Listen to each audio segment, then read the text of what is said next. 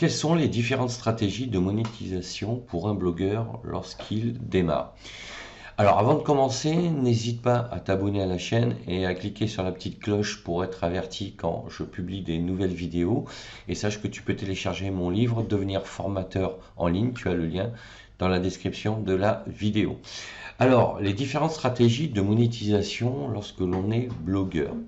Donc, il y a plusieurs approches. Donc les différentes méthodes vont consister à faire du marketing de contenu.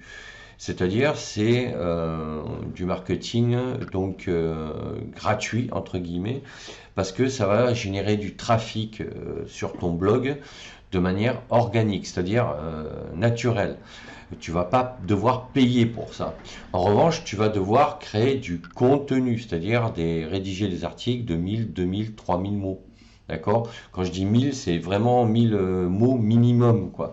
Parce qu'aujourd'hui, si tu veux écrire des articles de 500 mots, il y a peu de chances que tu apparaisses dans les résultats de recherche.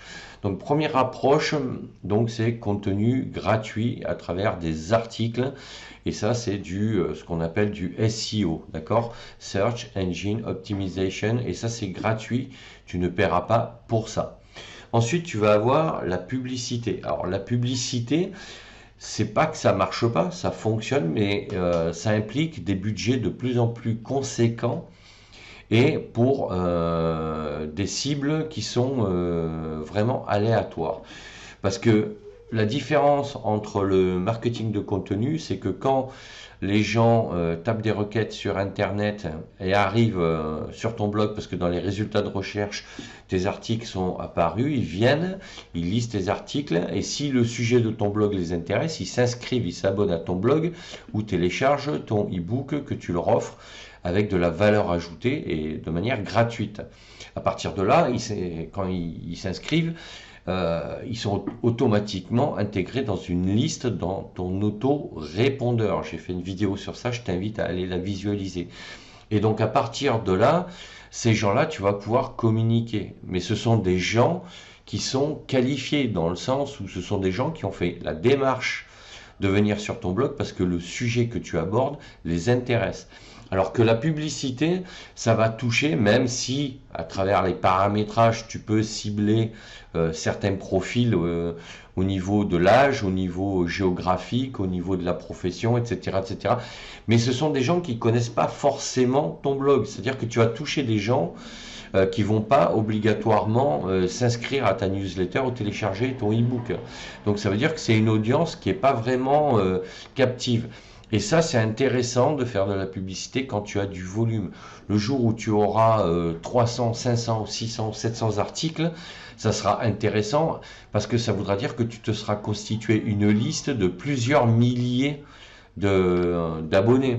D'accord? Ça veut dire que quand tu auras atteint 5 à 10 000 abonnés, là, tu pourras dire, voilà, si je fais de la publicité, je sais que les gens que je vais ramener, même s'ils restent pas, j'ai quand même de mon côté une grosse liste qui me permet de commercialiser mes formations, tu vois. Si tu veux te constituer une liste à partir de publicité, ça risque d'être une audience qui est peu qualifiée, c'est-à-dire qu'ils vont s'inscrire, ils vont peut-être télécharger ton e-book, mais la grande majorité, ils risquent de se désinscrire. Donc si tu fais le rapport coût-efficacité, au final, tu seras peut-être plus perdant qu'autre chose. Donc la publicité, c'est vraiment quelque chose que tu fais quand tu as des grosses audiences. Ensuite, programme d'affiliation. Donc ça, programme d'affiliation, ça veut dire que tu vas recommander un produit. D'accord, dans tes contenus, soit à travers tes articles, soit à travers tes vidéos sur YouTube, sur ta chaîne. C'est-à-dire que là, par exemple, tu vas expliquer comment utiliser System.io, par exemple. Et tu vas expliquer donc à ceux qui te regardent que tu proposes une réduction sur le lien sous ton contenu.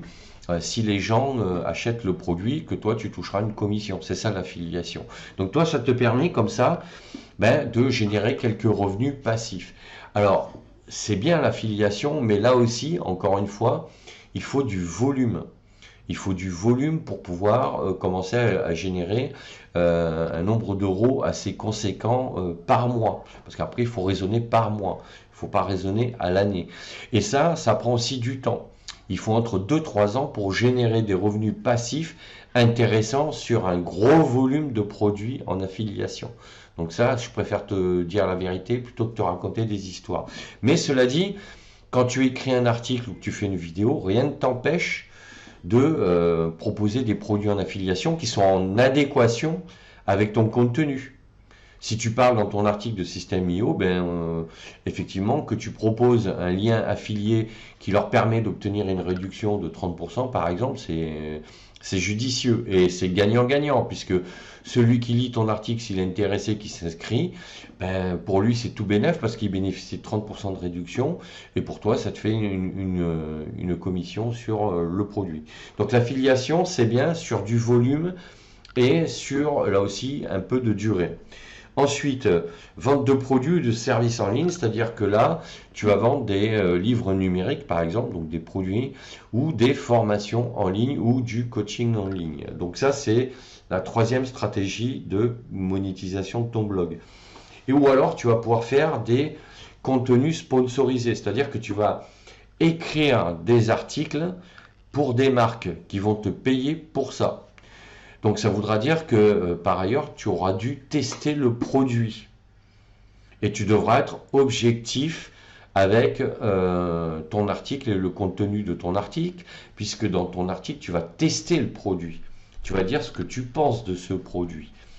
Et une des règles que tu dois respecter, c'est ce que je te conseille, c'est que si tu intègres des contenus sponsorisés dans ton blog, il faut que ça reste en adéquation avec ta ligne éditoriale. C'est-à-dire, si tu publies des articles sur un domaine bien particulier, il faut que tu écrives des articles sponsorisés dans ce domaine-là, sur des produits qui concernent ce domaine-là. Sinon, les moteurs de recherche, enfin les robots, quand ils vont scanner ton blog et tes articles, ils vont pas comprendre l'adéquation entre un contenu qui ne correspond pas à ta thématique, même s'il est sponsorisé. Et là, tu vas être déclassé. Et c'est là où il faut faire très attention. Donc tu peux le faire, tu seras payé pour ça. Mais voilà, après ce qu'il faut savoir, c'est que faut que ça reste en adéquation avec ton éthique aussi personnelle, quoi, et intime, ta thématique, et que quand tu négocies la prestation avec ton sponsor, de lui dire voilà, s'il y a des points négatifs, je vais aussi en parler. Donc ça, il faut le mettre à plat dès le départ. Donc ça, c'est autre chose. Et après, ça va être les dons et le financement participatif avec des cagnottes, etc., etc. Donc ça, c'est beaucoup. Tu peux le faire, ça existe, certains le font, mais si tu veux vraiment gagner ta vie avec une activité en ligne digne de ce nom, je te conseille pas d'utiliser cette formule, c'est vraiment aléatoire. Donc voilà pour les quelques stratégies à mettre en place pour monétiser ton blog. Donc n'hésite pas à me laisser un commentaire et puis je te dis à bientôt pour d'autres sujets.